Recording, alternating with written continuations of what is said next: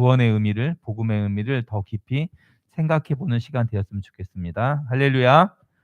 지금 우리는 너무 수많은 문제 가운데 있습니다. 기도하셨지만 우크라이나, 또 침략한 러시아 때문에 전쟁의 아픔, 또 뉴스들을 보면 참 안타까운, 또 아이들이 전쟁에 희생되어지고 부모를 잃고 팔이 잘려나가는 막 이런 기사들을 접하면서 참 전쟁 때문에 얼마나 많은 사람들이 수많은 아픔과 또 인생의 큰 문제를 당하는지 모르겠습니다.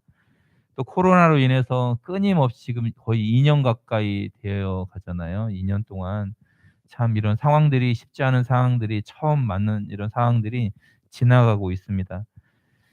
여러분, 이런 수많은 사회적인 문제, 또 세계적인 문제도 있지만 무엇보다 우리가 신앙생활하면서 더 중요한 건 어쩌면 아까 기도하실 때도 얘기했지만 개인적인 문제인 것 같아요.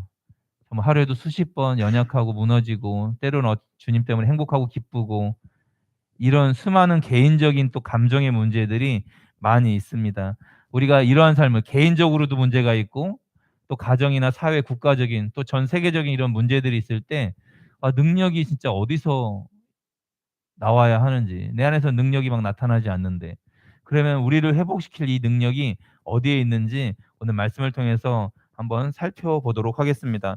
오늘 우리가 읽었던 고린도전서는요, 바울이 고린도 교회에 보낸 편지입니다. 그런데 고린도 교회는 바울이 여러 차례 전도 여행을 했는데 2차 전도 여행을 할 때 세워진 교회입니다. 제가 주보에도 나와 있지만 제가 사도행전 18장 10절 11절은 제가 한번 읽어 드리겠습니다. 그냥 고린도전서를 펴 놓으시고요. 고린도전서를 많이 찾을 거니까 신약 218페이지인데 제가 한번 읽어 드리겠습니다. 내가 너와 함께 있음에 어떤 사람도 너를 대적하여 해롭게 할 자가 없을 것이니 이는 이 성중에 내 백성이 많음이라 하시더라. 1년 6개월을 머물며 그들 가운데 하나님의 말씀을 가르치니라. 여러분, 지금 고린도 교회에, 고린도 지방에 바울이 있을 때 이 성중에 내 백성이 많다라고 주님 말씀하시면서 얼마 동안 머물렀습니까? 1년 6개월 동안. 데살로니가 교회 같은 경우는 3주간 새 안식일 머물렀거든요. 그런데 이 고린도 지방에서 주님이 1년 6개월 동안 머물며 하나님의 말씀을 가르치도록 했습니다.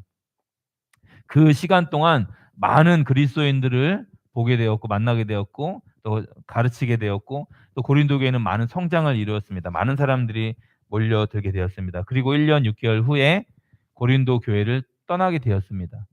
그런데 나중에 이 고린도 교회에 수많은 문제들이 발생을 한 거예요. 이 문제들과 또 질문들을 가지고 바울에게 찾아온 사람들에게 이 질문에 대한 답을 주기 위해서, 또한 고린도 교회의 많은 문제들을 해결하기 위해서 바울이 고린도 전서를 기록하게 되었습니다. 그래서 바울이 고린도 전서를 기록하게 된 동기는 크게 두 가지로 요약할 수 있습니다. 첫 번째, 교회 내에 어떤 게 발생했습니까? 문제들이 발생을 했습니다. 두 번째는 고린도 교회로부터 온 질문들이 있었습니다. 이 질문에 대한 답을 주기 위해서 편지를 기록하게 되었습니다. 우리 고린도전서 1장 11절 말씀 같이 한번 찾아서 읽어보도록 하겠습니다. 그 앞에 있죠. 고린도전서 1장 11절 말씀입니다. 같이 한번 읽겠습니다. 시작. 내 형제들아, 글로의 집 편으로 너희에 대한 말이 내게 들리니 곧 너희 가운데 분쟁이 있다는 것이라. 아멘. 첫 번째 문제는 어떤 문제였냐면 너희 가운데 분쟁이 있다, 분열이 있다, 이런 말을 하고 있었습니다. 고린도 교회는요, 네 개의 파가 막 존재하고 있었습니다. 그러니까 바울을 따라가는 사람, 베드로를 따라가는 사람, 아볼로를 따라가는 사람, 막 이렇게 교회 안에 인기 있는 지도자의 어떤 파들이 생겨나기 시작했습니다. 여러분, 지금 교회 안에, 특별히 한국 교회 안에 일어나는 많은 문제들을 보면, 또 목회자다 보니까 주변에서 많은 교회들의 소식들을 듣고 교회가 갈라지는 이야기를 듣다 보면 교회 안에 이런 어떤 분열들이 일어나는 것들이 많이 있습니다. 특별히 내가 좋아하는 사람들 중심으로 막 이런 모이는 일들이 되면 교회에 분열이 일어나는 것들을 보게 되어집니다. 교회는 절대 사람에 의해서 나누어져서는 안 됩니다. 이렇게 나누어지면 어떤 큰 어떤 분명한 잘못이 있고 교회 정치적으로 어떻게 치리를 해야 되는 거 것들은 당연하지만 그런 게 아니라 이런 것 때문에 사람들이 모여서 나뉘어지게 되면 많은 사람들이 교회가 갈라지면 큰 아픔과 상처를 받게 됩니다. 저도 신앙생활 하면서 교회가 분열되는 것들을 고등학교 때 경험을 했었는데 1,000명 된 교회에서 그냥 한 400-500 명씩 교회가 그냥 딱 두 군데로 그냥 아예 다른 지역으로 가면서 갈라지는데 그 분열이 있었던 그 1년 동안 너무 큰 상처를 저뿐만 아니라 저희 교회에 있는 많은 사람들이 너무나 큰 상처를 받았습니다. 여러분, 교회가 갈라진다는 거, 교회가 무너진다는 거 이건 결코 주님이 원하시는 것이 아닙니다. 그리고 이건 가장 사단이 좋아하는 이 경우입니다. 그래서 이렇게 교회가 나뉘어지면 너무나 많은 사람들이 어쩌면 평생 그 아픔을 가지고 가는 것 같아요. 어떤 사람들은요. 큰 아픔과 상처를 받게 되어집니다. 교회는 오직 예수 그리스도를 머리로 한 한 몸입니다. 절대 사람이 나눌 수 없는 것입니다. 그러니까 이렇게 좀 생각해 봤으면 좋겠어요. 연약하고 부족한 거 있는데 우리 다 같이 한 편이거든요. 천국 가면 다 같이 만날 사람들이고 우리 다 같은 편이잖아요.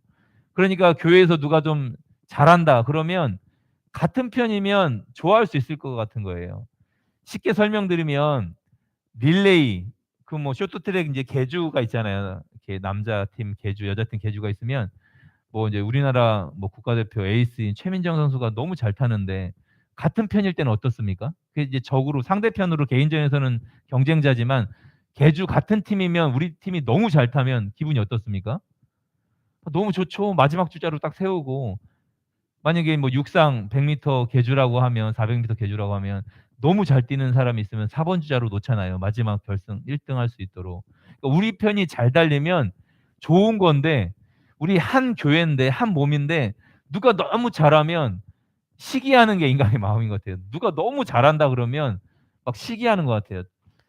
그런 생각들이 저도 그냥 신앙생활하면서 있었던 것 같아요. 누가 너무 잘났으면 이걸 와 우리 편이니까 칭찬해 주면 되는데 막 시기했던 것 같아요. 너무 뛰어난 사람이 있으면. 여러분, 우리는 그리스도 안에 한 몸이고 다 같은 편입니다. 그러면 절대 누가 뛰어나고 누가 탁월해도 절대 시기할 대상이 아니라 같은 편이니까 우리가 응원해 줄 수 있는 것입니다. 여러분 이런 문제가 있었습니다. 교회가 갈라지는 이런 문제가 있었습니다. 두 번째 문제는 읽지는 않겠습니다. 5 장에 보면 너희 중에 심지어 음행이 있다 함을 들으니 성적 문제들이 고린도 교회 안에 있었습니다. 그 지역 자체가 음란한 지역이니까 항구 지역이니까 그런 문화들이 자연스럽게 교회 안에 흘러 들어왔습니다. 세상에 그런 문제가 있는 것도 너무 당연한데 지금 교회 안에서까지 이런 음행이 있는 문제가 바울에게 들렸습니다.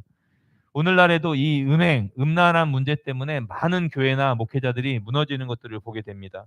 그래서 이 성적인 문제는 고린도 교회뿐만 아니라 오고 오는 모든 세대의 교회 가운데 이 문제에 누구도 자유할 수 없습니다. 어떤 교회도 자유할 수 없습니다. 우리가 깨어서 항상 경계해야 됩니다. 이거는 교회를 무너뜨리기 위한 가장 좋은 방법이거든요. 목회자가 성적인 문제로 딱 걸려 넘어지면 그냥 그 교회는 와해되는 거, 그냥 그 교회에서 사역을 못하게 되는 거 뿐만 아니라 그를 따르던 많은 사람들까지 상처를 받게 되어지는 일들이 되어지는 겁니다. 이런 문제들이 고린도 교회 안에 있었습니다. 또 세 번째 문제는 형제 간의 법정 소송 사건입니다.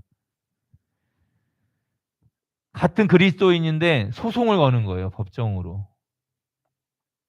이상에서 보는 것과 같이 고린도 교회는요. 지금 이런 문제들이 계속 발생하고 있었습니다. 이런 상황에서 그러니까 편지의 내용이 이 문제에 대한 답을 주기 위해서 그러니까 이 문제에 대한 답을 주고 또 궁금했던 것들을 질문하는 것들을 답을 주기 위해서 바울이 기록을 했습니다. 그러니까 로마서와 이 고린도전서는 좀 다른 거예요. 로마서는 교리적인 복음에 대한 이 차근차근 설명하려고 교리적인 이 편지라면 이 고린도 교회에 쓴 편지는 실천, 너희들 이 문제에 대해서 이 지금 잘못에 대해서 돌이켜라, 너희들 삶을 바꿔라라고 실천적인 이 면에서 편지를 쓰고 있는 서신입니다. 지금 현대 교회를 성경에 등장하는 여러 교회 중에 지금 우리가 신앙생활하고 있는 교회와 제일 많이 닮았다고 말하는 교회가 바로 이 고린도 교회입니다. 그러면 그런 의미에서 이 고린도 전서를 우리가 오늘 짧은 시간 살펴보면서 고린도전서 이 내용의 문제들을 보면서 이 바울이 해결책을 제시한 것들을 보면 우리 지금 현대 교회가 가지고 있는 많은 문제들을 해결할 수 있는 답이 이 말씀 안에 있습니다. 할렐루야. 그래서 이 고린도 교회의 문제의 원인이 어디에 있으며 또 지금 우리가 생활하고 있는 현대 교회의 문제가 그 문제의 원인이 어디에 있는지를 진단할 수 있습니다. 그리고 바울이 해결책으로 내어줬던 그 치료 방법을 통해서 우리가 가지고 있는 여러 문제들에 대한 해답을 얻을 수 있습니다.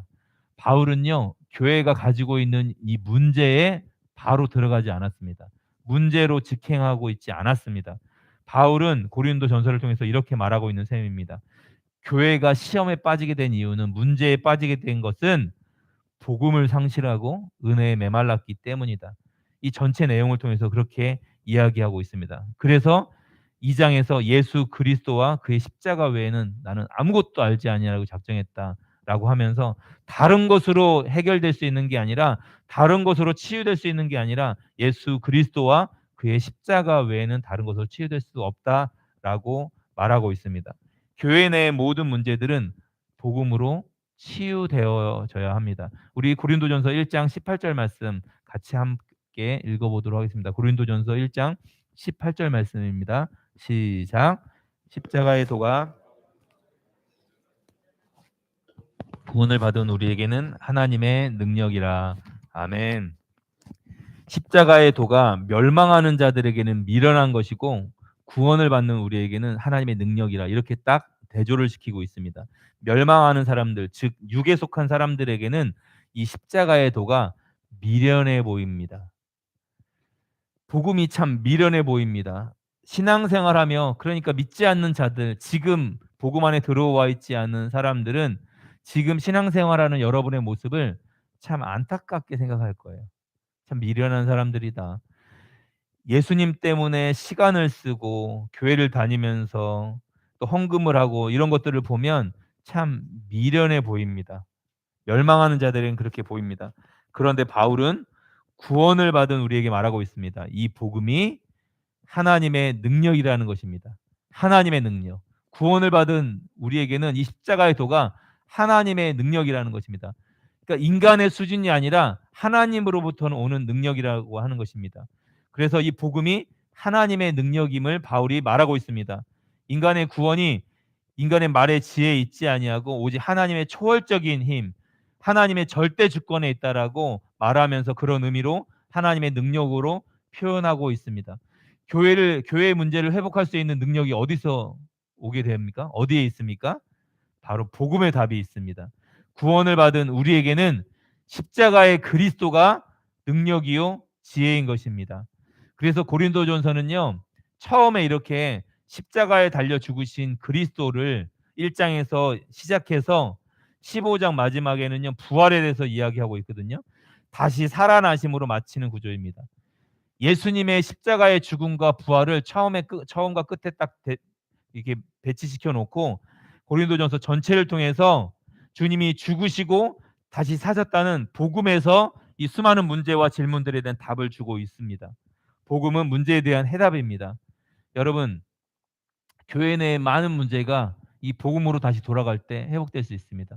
여러분 개인 안에 있는 수많은 문제들, 감정들, 그 연약함들이 복음으로 다시 돌아갈 때 해답이 있는 것입니다. 여러분 삶에 문제가 있습니까? 복음으로 치유하시기 바랍니다. 복음으로 돌아가시기 바랍니다. 나 같은 죄인 살리신 그 구원의 그 복음 안에 우리의 문제에 대한 해답이 있습니다. 여러분, 그러면 우리가 한번 여기서 생각해 보았으면 좋겠습니다. 그렇다면 고린도 교회가 이렇게 문제가 발생하고 타락하게 된 원인이 어디 있는가 하는 점은 우리가 한번 생각해 보아야 하는 것입니다. 그것은 바울이 1년 6개월 동안 가르쳤던 그 복음에 떠나 있었기 때문에, 그 복음의 은혜를 상실했기 때문입니다. 여러분 신앙생활하면서 가장 큰 어려움과 위기가 그 복음의 감격, 그 구원의 은혜가 익숙해지거나 잘 느껴지지 않을 때 우리 심각한 문제에 빠질 수 있습니다. 그냥 신앙생활하는 게 매너리즘에 빠질 수 있습니다. 나 같은 죄인 살리신 주님의 은혜가 이게 지식으로 우리 안에 남아 있을 때 '와, 나 진짜 지옥 갈 죄인이 맞았구나.' 이게 감격으로 다가오는 게 아니라 내가 당연히 구원받은 것처럼, 나는 신앙생활을 잘하고 있으니까 당연한 것처럼 생각할 때 우리는 복음에서 멀어질 수 있는 것입니다. 여러분, 바울이 전해준 이 복음의 은혜에 메말랐기 때문에, 상실했기 때문에 수많은 문제들과 수많은 교회 안의 질문들이 발생하기 시작했고 또 분열도 일어나게 되었던 것입니다. 고린도전서 1장 20절 말씀 우리 같이 한번 읽어보도록 하겠습니다. 1장 20절입니다. 시작. 지혜 있는 자가 어디 있느냐? 선비가 어디 있느냐? 이 세대의 변론가가 어디 있느냐? 하나님께서 이 세상의 지혜를 미련하게 하신 것이 아니냐? 아멘. 지금 이 바울로부터 받은 이 복음을 또 지키려는 자와 또 다른 선생으로부터 세상의 지혜를 또 선언하는 자들이 있었습니다. 그래서 바울이 이렇게 이야기하는 것입니다. 지혜 있는 자가 어디 있느냐? 선비가 어디 있느냐? 이 세대의 변론가가 어디 있느냐? 하나님께서 이 세상의 지혜를 미련하게 하신 것이 아니라, 그러니까 복음이 미련한 게 아니라 너희들이 추구하고 있는 그 세상의 지혜, 그 대단한 철학, 그런 것들이 미련한 것이다. 그러니까 예수 그리스도 십자가가 미련하게 보이지만 사실 미련한 건 이 세상의 지혜라고 하는 대단한 학문이고 철학이라고 하는 그런 것들이 미련한 것이다라고 이야기하고 있습니다. 그래서 바울은 어쩌면 이렇게 이야기하고 있는 거예요. 세상에서 가장 지혜 있다고 하는 사람들이 십자가의 메시지를 절대 깨달을 수 없다. 예수 그리스도를 통한 하나님의 구원 방법은 세상의 어떤 지혜로도 이해할 수 없다는 것을 지금 전하고 있는 것입니다. 고린도전서 1장 22절부터 24절 말씀인데요. 한 절씩 읽고 24절은 같이 한번 읽어보도록 하겠습니다. 제가 먼저 읽겠습니다. 유대인은 표적을 구하고 헬라인은 지혜를 찾으나 우리는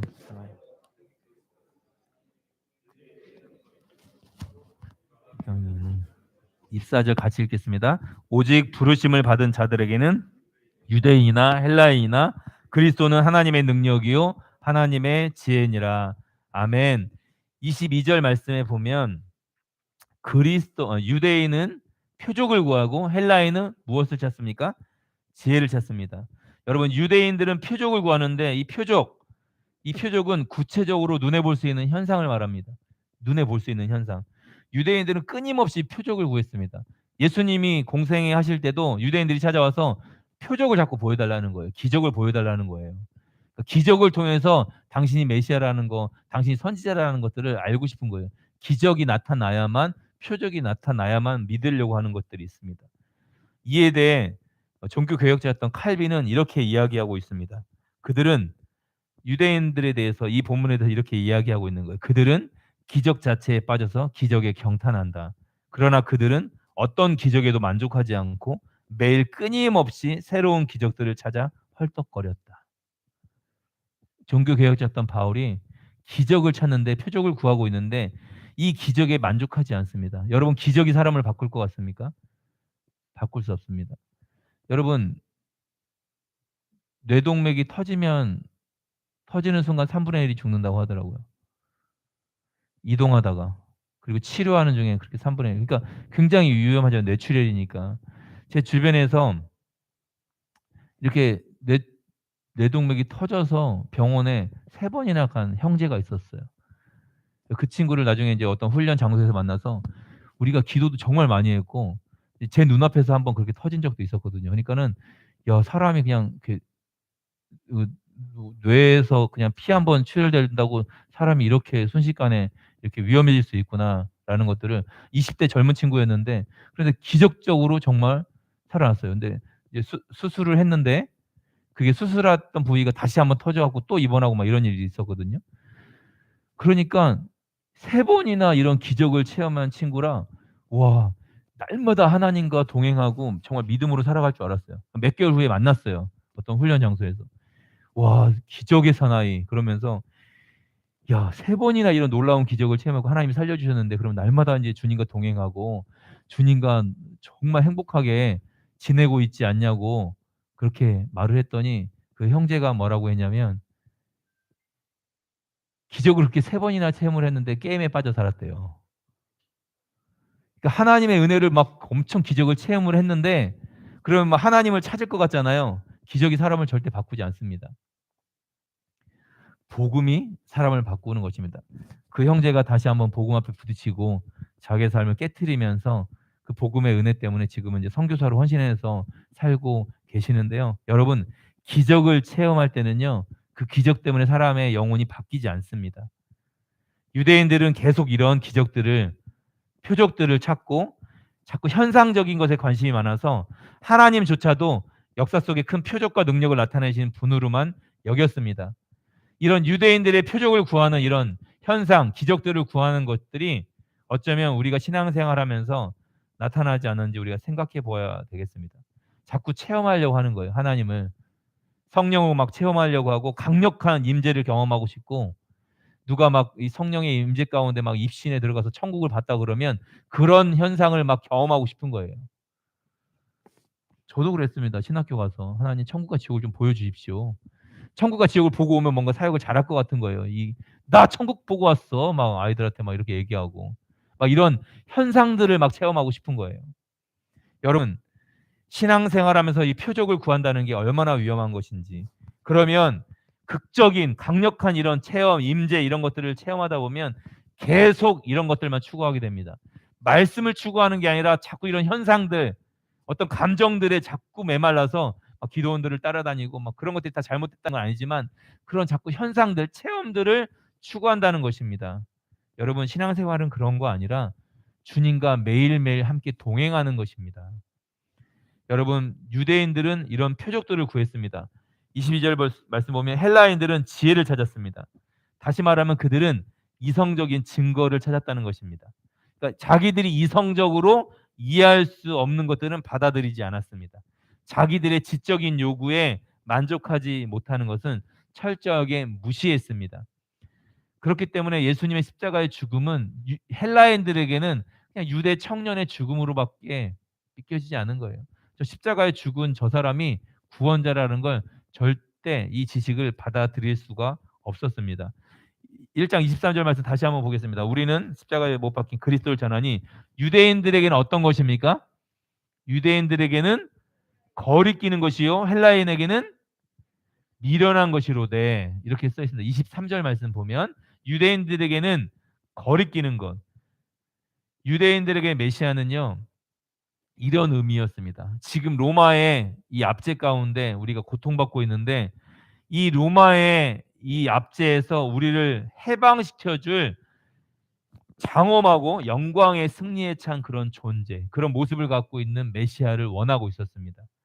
그런데 예수님은 어떤 사람이었습니까? 유대인들의 눈에 예수님은 십자가에, 그러니까 십자가 나무에 달린 자마다 다 저주받은 자들이라고 유대인들은 인식하고 있었습니다. 저주와 수치의 상징인 십자가에 못 박혀 죽은 그냥 범죄자일 뿐이었습니다. 유대인들의 눈에는요. 그러니까 유대인들에게는 거리끼는 것이었습니다. 십자가에 못 박힌 그리스도는 유대인들에게 받아들일 수 없는 그냥 거리끼는 것이었습니다.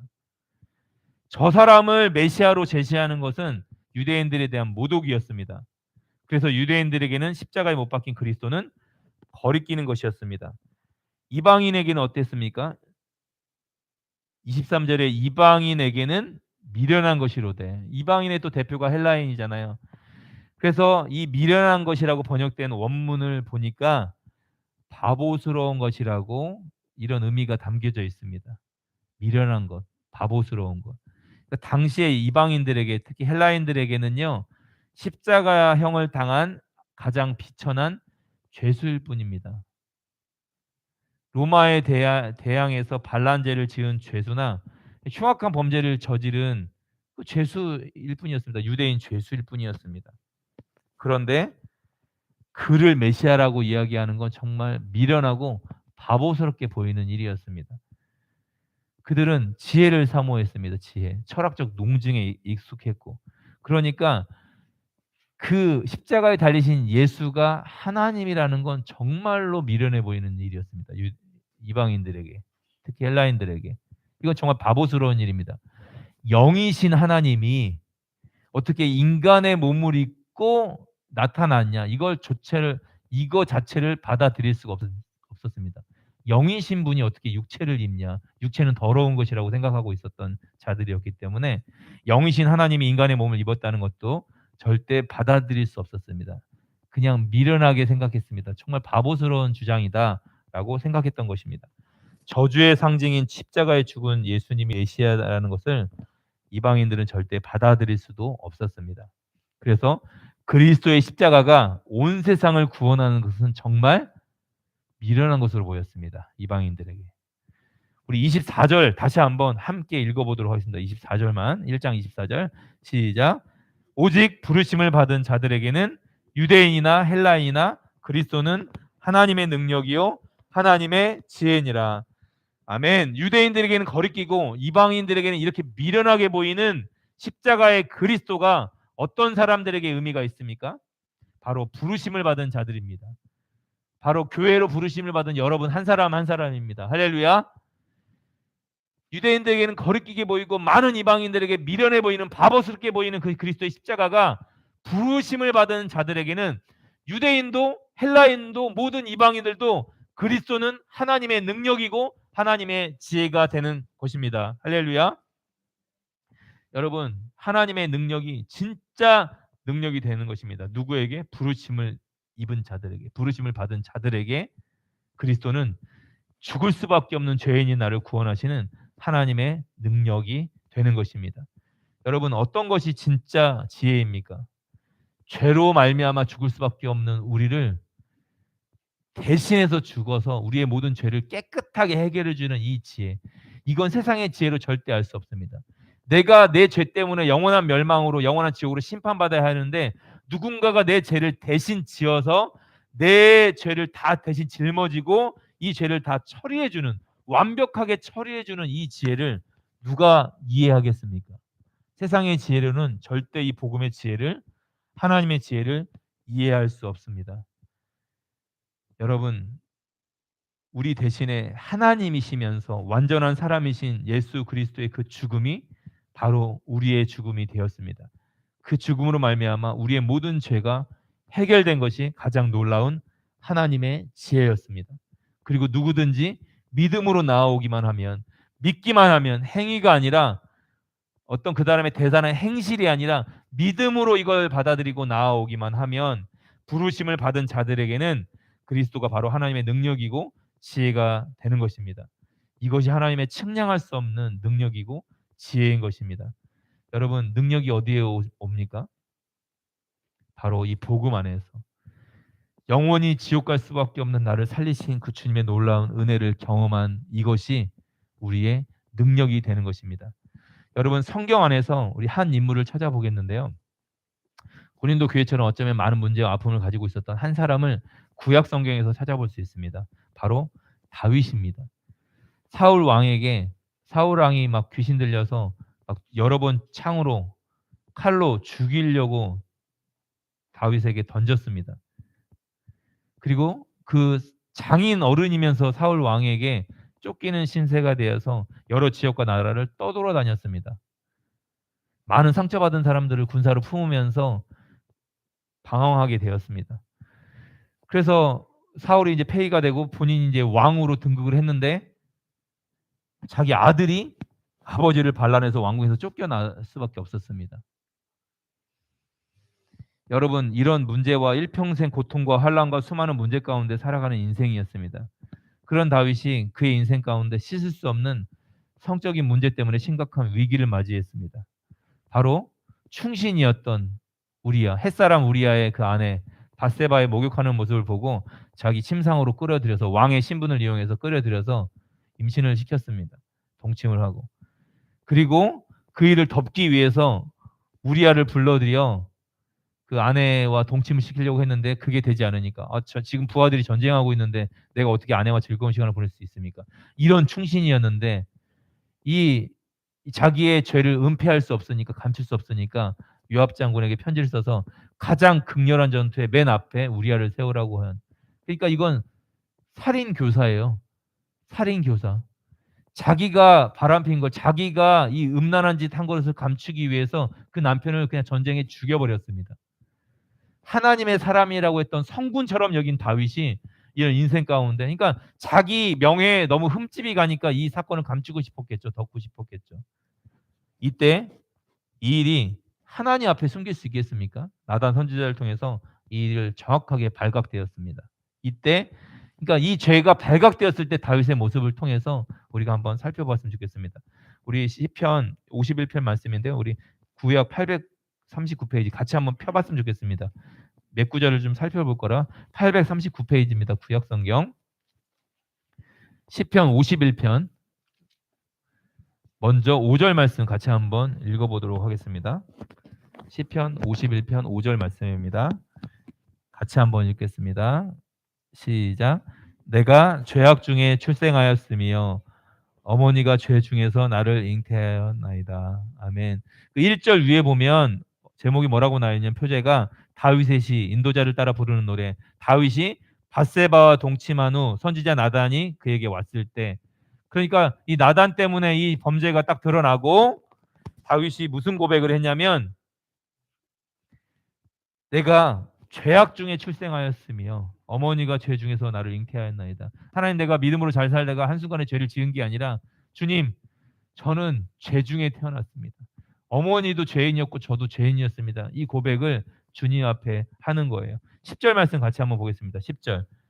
10절부터 12절인데요. 제가 한 절씩 읽고 12절 같이 한번 읽겠습니다. 하나님이여 내 속에 정한 마음을 창조하시고 내 안에 정직한 영을 새롭게 하소서.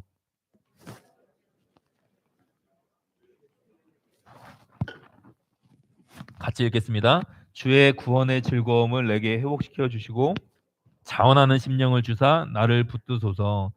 아멘. 10절 말씀 보면 하나님이여 내 속에 정한 마음을 창조하시고 내 안에 정직한 영을 새롭게 하소서. 하나님, 내 안에 깨끗한 마음이 없습니다. 정한 마음을 창조해 주십시오. 난 더러운 사람입니다. 다윗이 이 고백을 하게 된 거예요. 이 범죄 이후에. 하나님, 내 안에 정직한 영을, 하나님 정직한 영이 내 안에 없습니다. 정직한 영을 좀 새롭게 하여 주십시오. 다윗이 이 고백을 하는 거예요. 나를 주 앞에서 쫓아내지 마시고 주의 성령을 내게서 거두지 마소서. 11절에 이 고백을 하는 거예요. 주님 저 쫓아내면 그냥 죄인일 뿐입니다. 그냥 육체 덩어리입니다. 죄를 지을 수밖에 없는 죄인입니다. 다윗이 이 사건을 통해서 깨달았습니다. 그리고 12절에 이런 기도를 합니다. 다윗이 주의 구원의 즐거움을 내게 회복시켜 주시고 자원하는 심령을 주사 나를 붙드소서. 주님, 나에게 회복돼야 될 건 다른 것 아니라 이 주의 구원의 즐거움을 내게 회복시켜 주십시오. 하나님, 이 범죄 때문에 나의 이 구원의 즐거움이 사라져가고 있습니다. 자원하는 심령을 주사 나를 붙드소서. 하나님, 나를 좀 붙들어 주십시오. 내가 하나님을 붙들 힘이 없습니다. 이 죄악이 하나님과 우리 사이를 지금 갈라 놓았습니다. 라고 다윗이 고백하고 있는 것입니다. 여러분, 다윗은 밧세바와 이 범죄, 자기 인생 가운데 가장 힘든 이 음란한 죄악이 드러났을 때 그 죄를 해결한 게 아니라 다시 복음으로 돌아온 것입니다. 하나님, 나 같은 죄인 살리신 주님의 은혜, 이 음란한 짓을 할 수밖에 없는 내가 다시 하나님을 만날 수 있도록 내 안에 새롭게 좀 나를 창조해 주십시오. 다시 주님께 돌아갈 수 있도록 해 주십시오. 라고 이 고백을 했습니다. 내가 죄악 중에 출생했습니다. 주님, 전 날 때부터 죄인이었습니다. 주님, 저에게는 소망이 없습니다. 이 고백인 것입니다. 지금까지 지내온 것도, 내가 왕으로 살아온 것도 정말 주님의 은혜입니다. 그러면서 내 속에 정한 마음을, 정직한 영을 창조해 주시고 새롭게 해달라고 고백하고 있습니다.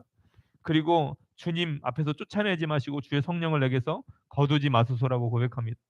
그리고 내게 회복해달라고 고백을 하는데 구원의 즐거움을 회복해달라고 고백하는 것입니다. 인생의 가장 큰 위기 가운데 다윗은 복음으로 돌아갔습니다. 다윗의 능력이 어디서부터입니까? 자기가 죄인임을 고백하고 주님의 구원을 붙드는 곳에서 회복과 능력이 시작되었습니다. 여러분, 우리가 가지고 있는 수많은 개인적인 문제, 가정의 문제, 이 사회의 문제, 능력이 어디에 있습니까? 복음으로 돌아갈 때 있는 것입니다. 내 안에 나타나는 수많은 문제가 하나님, 내가 얼마나 죄인인지, 하나님 이런 나를 끊임없이 사랑하시는 이 놀라운 사랑이 어떠한 은혜인지를 다시 회복하는 게 그 문제의 해답인 것입니다. 우리 이런 고백을 했던 다윗이 마지막으로 이런 고백 같이 한번 읽어보도록 하겠습니다. 시편 27편 4절인데요. 앞에 화면에도 있고 구약 821페이지입니다. 시편 27편 4절 말씀입니다. 같이 한번 읽겠습니다. 시작. 내가 여호와께 바라는 한 가지, 내가 내 평생에 여호와의 집에 살면서 여호와의 아름다움을 바라보며 그의 성전에서 사모하는 그것이라. 아멘. 다윗의 능력이 어디에 있습니까? 바로 주님을 매 순간 일평생 바라본다는 이 믿음의 고백입니다. 저 여호와께 딱 한 가지 바랍니다. 그것을 구하겠습니다. 내 평생의 여호와의 집에 살면서 여호와의 아름다움을 바라보며 그의 성전에서 사모하는 그것입니다. 여러분, 이 고백이 우리의 고백이 되었으면 좋겠습니다. 날마다 하나님의 도우심을 구하며 주님의 아름다움을 바라보는 것이 다윗의 한 가지 소원이었습니다. 그래서 모든 것이 하나님의 은혜임을 고백할 수 있었습니다. 여러분, 다윗의 능력이 어디에 있습니까? 자신의 죄인됨을 고백하는 곳이었습니다. 매일 주님을 바라보는 것이었습니다. 나를 구원하신 복음에 능력이 있습니다. 우리 문제를 해결할 능력이 바로 복음입니다. 말씀을 정리하겠습니다. 우리의 연약함이 주님의 강함을 바라보게 됩니다. 우리의 무능력이 나에게 능력이 없습니다. 그러면 주님의 능력을 바라보게 됩니다. 능력이 어디에 있습니까? 오직 예수님의 십자가에 있습니다. 영원히 멸망받을 수밖에 없는 죄인된 날 위해 죽으시고 십자가에 죽으시고 부활하신 그 주님을 오늘도 사랑한다는 이 믿음의 고백에 능력이 나타나는 것입니다. 그 주님만 따라가겠다고 고백하는 것입니다. 이번 한 주간도 날마다 그